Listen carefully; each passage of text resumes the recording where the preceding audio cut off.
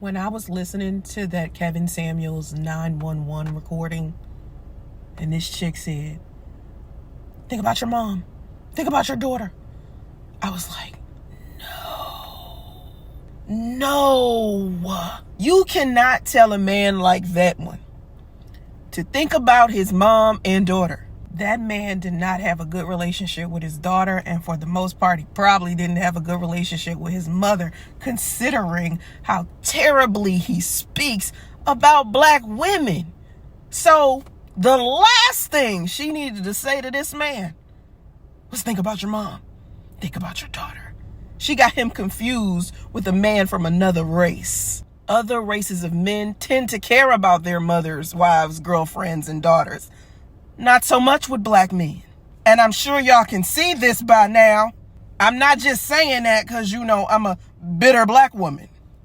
The man basically told black women that their enemy was Hispanic women. Beauty is subjective. That's another fallacy. Beauty is not subjective. That's why we have the beautiful people. You can map their facial structure, and it goes to a mathematical calculation. Oh yeah. Beauty is universal. And the thing is, we're talking about black women. They are on the opposite end of the spectrum on all ranks.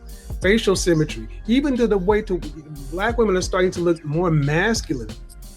Black women need to understand something, that your biggest enemy is not a white woman. Your biggest enemy is Marisol. Your biggest enemy is the Hispanic woman. She understands how to season food. She understands sensuality, femininity, and she was raised in a patriarchal environment. And when you're talking about what you bring to the table, these women are bringing tables. Oh, shit. Oh my God. Here he was with his precious preference, who didn't manage to save his life. But let he had been with a black woman, maybe she would have spoke life into it. I personally think all women are beautiful and all women have something to offer of all races. But I could not imagine myself as a woman going out one night just to chill, and I run into a man. I have a good time with him, and then I go back home with this man, and the next morning he ends up dying. Oh my God. I could not imagine. Oh, you thought you was about to be on some sugar, baby. I'ma chill with a man who's 25 years older than me, and not even 24 hours later, he goes into cardiac arrest. I can't imagine the mental and emotional turmoil this woman is going through. I got sympathy for sis. And of course, black men were going to try to vilify this woman and say she possibly unalived him. He was old and drinking Red Bulls on a regular. His heart was bound to stop eventually.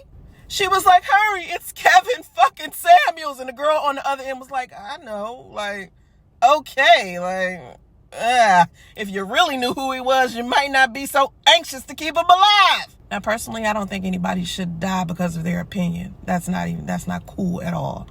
But he did create a lot of division inside of the black community. And it's a lot of men out there saying, hey, we didn't have a voice before him.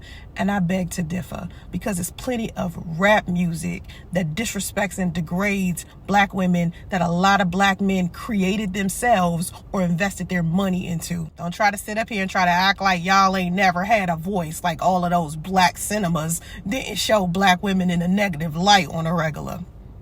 The men in the entertainment industry definitely displayed how y'all truly feel about black women. But for every person that didn't like Kevin Samuels, I'm pretty sure there's a person around that does. There's plenty of men who consider that man the father figure that they didn't have. They had this fairy tale about this man. He was saying things to them that they needed to hear, but at the same time, do men really need to hear more patriarchal stuff that divides them from women? Not so much.